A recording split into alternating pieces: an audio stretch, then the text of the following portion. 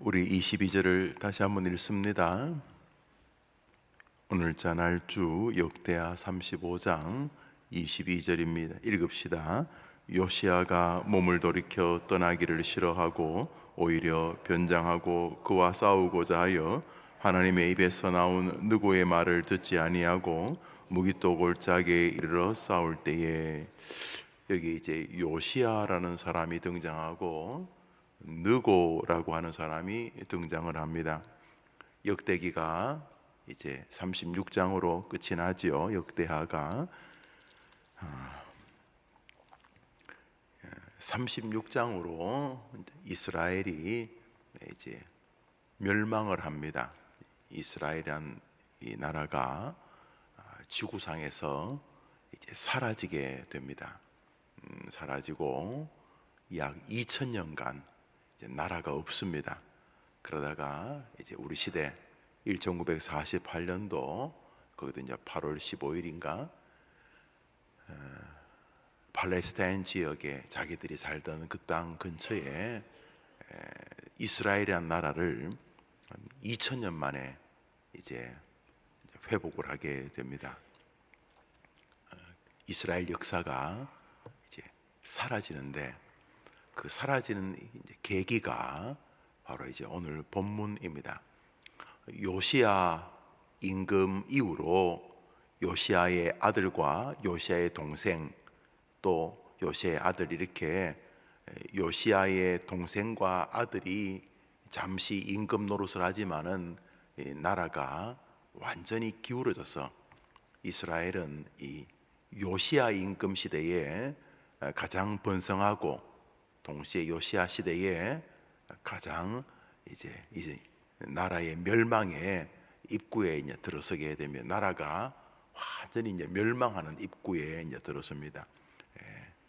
우리나라 지금 현재의 모습 같습니다. 요시야란 임금이 되었을 때 아주 놀라운 일을 하나 하게 됩니다.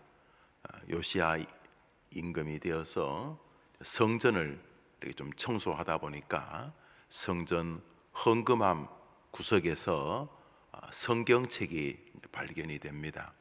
이 요시야 임금 시절에 이 성경책이 발견되고 하도 성경과 멀리 떨어져 있던 시절이 있었기 때문에 그 성경을 읽다가 요시야의 마음 안에 부흥이 오고 궁궐에 부흥이 오고 그것이 나라 전체에 큰 영향을 미쳐 이스라엘에 참 복되고 영광스러운 이제 큰 리바이벌, 우리나라로 말하면 1907년 평양 대부흥 같은 일이 일어나게 됩니다. 우리 한 장 앞으로 당겨서 34장, 역대하 34장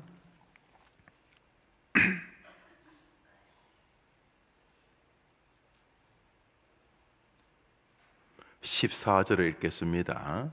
우리 읽읍시다. 시작. 무리가 여호와의 전에 헌금한 돈을 꺼낼 때에 제사장 hil기야가 모세가 전한 여호와의 율법책을 발견하고, 이제 발견한 책이 이렇게 해서 임금 앞으로 갑니다. 이제 18절 19절을 읽습니다. 18절 19절 시작. 서기관 사반이 또 왕에게 아뢰어 이르되 제사장 hil기야가 내게 책을 주더이다 하고 사반이 왕 앞에서 그것을 읽음에 왕이 율법의 말씀을 듣자 곧 자기 옷을 찢더라. 우리 21절에 21절 봅니다. 시작. 너희는 가서 나와 및 이스라엘과 유다의 남은 자들을 위하여 이 발견한 책의 말씀에 대하여 여호와께 물으라. 우리 조상들이 여호와의 말씀을 지키지 아니하고 이 책에 기록된 모든 것을 준행하지 아니하였으므로 여호와께서 우리에게 쏟으신 진노가 크도다 하니라. 예, 정확하게 파악을 합니다. 왜 이 나라가 이렇게 되었는가? 왜 이렇게 되었는가? 아무나 지도자를 뽑았기 때문입니다. 우리 국민들이 공동 책임을 가져야 되는 것이죠. 한 교회, 우리가 뭐 서울은 아니죠. 우리가 하남 뭐 도시긴 합니다만 뭐 서울 사대문에 있는 것도 아니고, 우리 해림교회라고 하는 조그만 한 교회가 아이들을 가르치는 요셉 총무라는 제도 아래서 사람은 이렇게 키워져야 된다, 뚜렷한 신앙을 가지고 있어야 되고 하나님 향해서 문제를 정확히 파악하고 그 문제를 해결할 수 있는 지혜가 있어야 되고, 정말 사람을 귀하게 대해야 된다. 뭐 고양이, 짐승, 개 이런 거 말고 정말 하나님이 사랑하라고 했던 두 가지, 너는 마음을 다하고 뜻을 다하고 네 목숨을 다하여 주 너의 하나님을 사랑하고 그와 같이 내 이웃을 사랑하라. 그래서 하나님이 사랑하라는 게 하나님하고 사람인데, 하나님은 당연히 사랑하지 않고 사람도 늘 자기가 이용해 먹기 위해서 사람을 대하는 그런 사람은 절대로 지도자로 뽑으면 안 된다. 또 그런 사람이 지도자가 되어서는 안 된다. 요셉 총무를 가르치고, 마지막으로 나라를 사랑하는 애국심을 가진 사람이 된다. 그래서 굳건한 신앙과 문제를 정확히 이해하고 또 파악하고 해결하는 지혜를 가진 사람이어야 하고, 사람을 소중히 여기는, 사람을 귀하게 대하려고 하는 일명 사람에 대한 긍휼의 마음을 가진 자세, 덕이 있는 사람이 되어야 되고 애국심을 가진 사람이 되어야 된다. 이것이 기준이고, 불신자들 가운데 지도자를 선택하는 것은 신앙이 아니죠. 신앙이 없어도 훌륭한 사람이 있을 수 있으니 먼저 그가 정말 이 나라를 사랑하는 사람인가, 자기 입신 영달만을 위한 사람인가, 이 나라를 사랑하는가, 애국심이 있는가, 그가 정말 사람을 소중히 여기는 사람인가, 사람을 자기를 위해 이용해 먹는 사람인가 잘 보아야 되고, 다음으로 지혜가 있는 사람인가, 정말 문제가 무엇인지 파악하고 그 문제에 해답을 내놓으려고 하는 사람인가. 그럼에도 신앙이 있다면 너무 좋지요. 비록 신앙이 없더라도 그가 굳건한 애국심을 가지고 덕이 있으면서 지혜로운 사람을 선택해야 되는데, 우리 국민들이 나하고 이데올로기가 맞느냐, 고양이 같으냐, 이런 것으로 사람을 구하다 보니까 이 나라가 이렇게 되는데, 우리 모두가 공동 범인이고 이제 공동 책임인 거죠. 요시아가 나라가 잘 이렇게 망해가고 있을 때에 성전에서 발견한 책, 그 선대들이 아주 우상 숭배해가지고 성경책 가지고 있으면 다 죽였나 봅니다. 그러니까 성경책을 집에 가지고 있으면 다 죽으니까 할 수 없이 누가 성경책을 헌금함 저 밑바닥에 제일 밑에 어떻게 그 바퀴 달린 곳에 아마 붙여놨나 보죠. 그 헌금함을 정리하다가 그 성경책을 발견하게 되면 아마 모세오경 같습니다. 창세기, 출애굽기, 레위기, 민수기, 신명기, 그것을 발견해서 임금에게 읽어줄 때에 그때 임금이 요시아입니다. 요시아가 그것을 듣고 크게 하나님 앞에 회개합니다. 그것을 온 국민에게 들려줍니다. 나라에 1907년에 있었던 같은 큰 부흥이 이제 나라에 오게 되면, 나라에 부흥이 오자 하나님이 이 나라를 다시 찾아오셨습니다. 나라를 강하게 만들어 주었습니다. 그래서 나라가 주변 모든 나라들이 두려워 떨게 되었습니다. 그래서 요시아 시대에 나라가 태평성대를 이루게 됩니다. 그때 이스라엘이 아니라 이스라엘 건너편에, 다시 말해 저 일본쯤에 애굽 왕, 지금 우리가 어떤 느보라는 사람이 애굽의 왕입니다. 애굽 왕이 바벨론과 싸우게 됩니다. 이스라엘 입장에서는 애굽도 우리나라가 아니고 또 바벨론은 참 우리나라를 많이 괴롭히던 나라입니다. 그런데 이 애굽 왕이 이제 바로와 그 일본에 있는 바벨론과 싸우려고 우리나라 저 백두산 넘어 저 중국 땅을 거쳐서 일본으로 이제 가려고 하는데, 이 요시아 임금이 자기 나라가 좀 강해지는 것 같아요. 느낌이 우리나라가 강해지는 것 같은데 그 남의 전쟁에 괜히 이제 끼어들기 시작합니다. 그래서 이렇게 우리로 말하면 이제 우리나라가 남북한이 통일이 됐다 칩시다. 저 위에 가면 중국 땅에 훈춘이라는 곳이 있는데 거기가 북한 제일 꼭대기와 러시아와 중국 세 나라가 맞닿은 국경입니다. 쉽게 말하면 거기까지 간 거예요. 갔더니 애굽 임금이 나온 거예요. 아이고, 이스라엘 임금 어떻게 오셨습니까? 요즘 이스라엘 나라가 번성하다는 이야기를 들었습니다. 그래서 들었는데, 그런데 이제 그렇습니까 하면서 이 요시야 임금이, 그런데 어디 가십니까? 그러니까 이제 느보 임금이 애굽 사람이, 저도 요즘 기독교 좀 공부하고 있습니다 이렇게 말하면서, 제가 이렇게 마음에 이렇게 우리나라를 어떻게 할까 싶을 때 이스라엘을 괴롭히는 바벨론을 너가 정복하라 이렇게 말씀하시는 것을 제가 들었습니다. 우리나라에도 이스라엘에서 오신 목사님이 한 분 계셔서 제가 요즘 그 목사님하고 상의하고 있습니다 이렇게 이제 말을 했어요. 그러니까 그렇습니까? 우리나라를 괴롭히는 건 아니죠. 아이고, 무슨 말씀입니까? 제가 이스라엘을 전혀 괴롭힐 수 없습니다. 저는 이렇게 빙 돌아가 가지고 저 바벨론과 싸우려고 합니다. 이렇게 이제 된 것입니다. 성경을 위로 좀 올라가서 읽습니다. 20절 21절 두 절을 읽겠습니다. 20절 21절 시작. 이 모든 35장입니다. 역대하 35장 20절 21절 20절 시작. 이 모든 일 후 곧 요시야가 성전을 정돈하기를 마친 후에 애굽 왕 느고가 유브라데 강가에 갈그미스를 치러 올라왔더니 요시야가 나가서 방비하였더니 느고가 요시야에게 사신을 보내 이르되 유다 왕이여, 내가 그대와 무슨 관계가 있느냐? 내가 오늘 그대를 치려는 것이 아니요 나와 더불어 싸우는 족속을 치려는 것이라. 하나님이 나에게 명령하사 속히 하라 하셨은즉 하나님이 나와 함께 계시니 그대는 하나님을 거스르지 말라. 그대를 멸하실까 하노라 하나. 이게 느보라는 이 애굽 임금이 아주 조심스럽게 말합니다. 요시야 임금, 유다 임금이시여, 나는 지금 당신하고 전쟁하러 가는 게 아니고 제가 말했지 않습니까?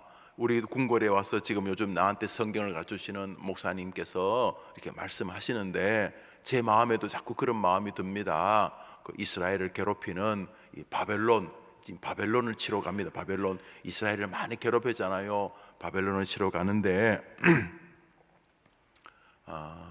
하나님이 제게 그런 말씀을 주셨기 때문에 이제 갑니다. 근데 왜 유다 왕께서 왜 저랑 싸우려고 하십니까? 이렇게 말을 했어요. 그러니까 유다 왕이 그렇습니까?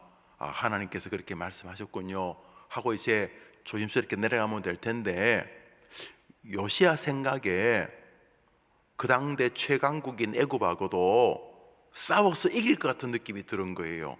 그러니까 은혜를 주시고 잘 되니까 은근히 이제 교만해진 거예요. 원래는 이 나라가 폭삭망할 나라인데 하나님께서 국민들이 하나님의 말씀, 이 성경을 발견하고 그 말씀에 귀를 기울이면서 마음에 이제 은혜가 온 거예요. 이제 은혜가 왔는데 착각을 한 거예요. 내가 대단한 사람이다 이래 생각을 한 요시야 임금이, 하나님께서 이 애굽 임금이 이스라엘을 괴롭히던 바벨론을 치는 것이니까 이스라엘은 참 좋은 거죠. 내 손 들이지 않고 하나님께서 애굽을 통해서 이 바벨론을 공격하시니까 자기는 좋은 건데, 이 요시야 임금의 마음 속에 말입니다. 이렇게 하나님의 은혜로 자기가 좀 잘 되니까 이제 은근하게 내 힘을 한번 또 자랑해 보고 싶은 마음이 생겼어요.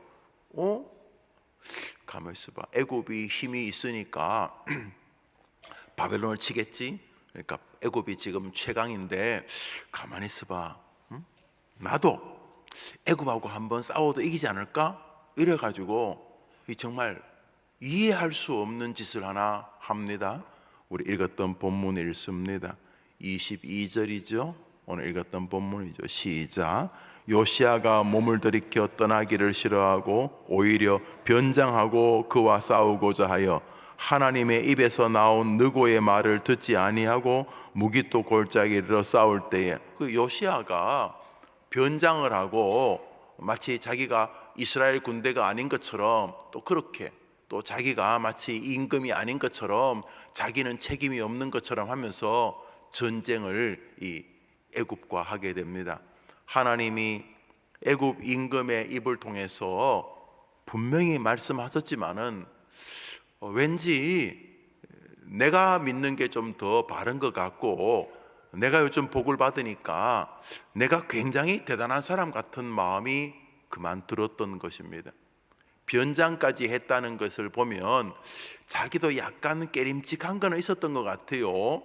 왜냐하면 하나님께서 하지 말라고 분명히 누구가 정말 하나님 야훼라는 이름을 언급하면서 이스라엘 임금이여 나하고 싸우지 마시오. 사실 나도 전쟁하고 싶어서 하는 게 아니라 당신의 하나님께서 나에게 막 바벨론을 치라고 이스라엘을 괴롭히는 바벨론을 치라고 해서 지금 우리가 군대를 일으켜서 바벨론을 치러 가는 길인데 왜 당신이 여기 끼어듭니까? 이렇게 조심스럽게 말했지만은 이미 요시야는 이게 뭐라고 할까요? 이 하나님이 주시는 은혜가 이상한 쪽으로 흘러가 버렸어요. 여기 이제 우리의 문제가 있습니다. 많은 교회 목회자들, 좀 규모 있는 교회 목회자들 자꾸 이상해지는 것은 제가 그분들을 흉할 수 있는 자리에 있지는 않지만은 교만하고 상관이 있습니다. 다른 교회들은 다 이렇게 쇠락하고 막 교인들이 떠나가는데 자기 교회는 교인들도 많이 오고 조금씩 번성하고 일명 중형 대형 교회 되고 그러면 은근히 이거 나 대단한 사람 아닌가? 이런 생각을 하는 여지가 있어요. 그래서 그만 이렇게 망가지는 부분을 보는 거죠. 이게 우리가 말하는 하나님이 쓰신다는 그런 사람들도 그 모양이면 우리는 더 생각해야 되는 거죠. 하나님께서 은혜를 주시고 왠지 아이들 또 가정, 사업, 삶 이런 영역에 하나님이 복을 주실 때 우리는 좀 더 겸손해야 되는 거죠. 무슨 말이냐면 이게 내가 한 게 아니고 하나님이 주신 은혜의 결과다 이런 마음을 가져야 되는데 요시야가 변장까지 하면서 하나님의 말씀을 거역하게 됩니다. 그래서 애굽하고 전쟁을 벌이게 됩니다. 정말 쓰잘데없는 힘자랑이었습니다. 그 결과입니다. 23절을 읽읍시다. 23절 시작. 활 쏘는 자가 요시야 왕을 쏜지라. 왕이 그의 신하들에게 이르되 내가 중상을 입었으니 나를 도와 나가게 하라. 24절 읽습니다. 시작. 그 부하들이 그를 병거에서 내리게 하고 그의 복은 병거에 태워 예루살렘에 이른 후에 그가 죽으니 그의 조상들의 묘시 온 유다와 예루살렘 사람들이 이렇게 황당하게 인생이 끝납니까? 그렇게 영광스럽게 하나님의 은혜를 경험했고 망해가던 나라에 하나님이 다시 말씀의 은혜를 부어주자 그 가문이 일어서고 그 기업이 일어서고 그 교회가 일어서고 그 나라가 일어서고 그 하나님의 은혜를 체험하다가 어설프게 교만을 떱니다. 하지 말라고 하나님이 말씀하셨는데 나 대단한 사람이야 이러다가 크게 망가지고 말아버렸던 것입니다. 여기 이제 중요한 것은 신앙생활을 하되 끝까지 하는 것이 중요하다는 것을 알 수가 있습니다. 인생을 보시면 그렇게 멋지게 살던 사람이 어느 순간 교만해지면서 깊은 수렁으로 빠지는 것을 역사에서 많이 보지 않습니까? 성경에서 보지 않습니까? 그러므로 우리라도 예외가 아닐 것입니다. 한 해 끝에 서 있습니다. 유종의 미라는 거 있지 않습니까? 우리가 믿음 생활하는 동안 내가 혹시 하나님 앞에서 교만한 것 아닌가? 내가 이렇게 말하는 게 이 교만의 결과 아닌가? 내가 이렇게 화를 내고 분을 터뜨리는 게 교만의 결과 아닌가? 이 근거가 무엇인가? 늘 자기를 이렇게 돌아보는 일이 복된 삶을 영위하는 하나님 앞에서 복을 받는 길이죠. 무릇 주 앞에 자기를 낮추라. 그리하면 주께서 높이시리라. 오늘도 주님 앞에서 그저 좋은 일이 있으면 아이고 이거 내가 한 거 아니지, 이 하나님이 주신 거지.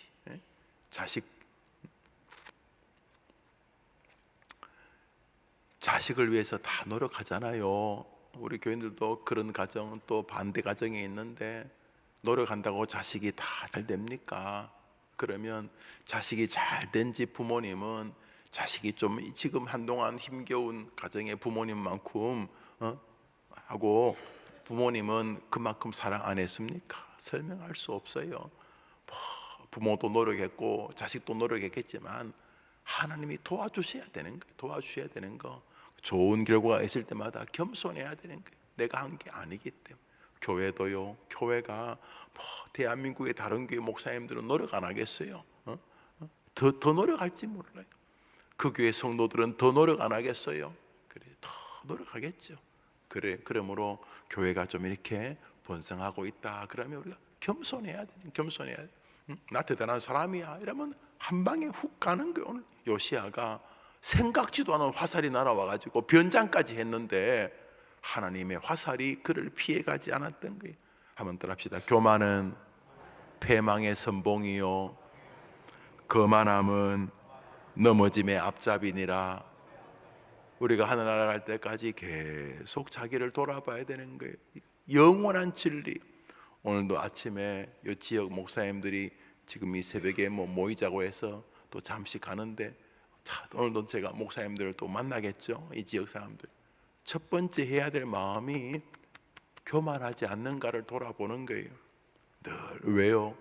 우리는 하나님을 상대해야 되지 너보로 세상이 아니기 때문에. 왜요? 모든 복의 출처가 하나님이시기 때문인 것입니다. 우리 성경 말씀 오늘자 날주 요한계시록 21장입니다. 요한계시록 21장 오늘자 날주 요한계시록 21장입니다.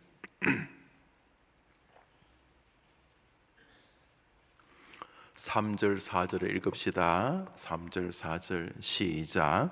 내가 들으니 보좌에서 큰 음성이 나서 이르되 보라 하나님의 장막이 사람들과 함께 있음에 하나님이 그들과 함께 계시리니 그들은 하나님의 백성이 되고 하나님은 친히 그들과 함께 계셔서 모든 눈물을 그 눈에서 닦아주시니 다시는 사망이 없고 애통하는 것이나 고가는 것이나 아픈 것이 다시 있지 아니하리니 처음 것들이 다 지나갔습니다. 여러분 이때까지입니다. 우리가 믿음 생활을 언제까지 열심히 해야 되냐면 바로 요 날까지입니다. 요 날이 어떤 날인데요? 하나님이 우리를 만나시고 하나님이 친히 우리 눈물을 닦아주시는, 아마 이 눈물이 슬픈 눈물이 아니라 감격의 눈물이겠죠. 우리가 주님을 곧 만납니다. 지난 주간에도 우리 교회도 장례식이 있고 지지난 주간에도 있고 계속 장례식이 있잖아요. 매주 한두 번씩 하늘나라 가시잖아요.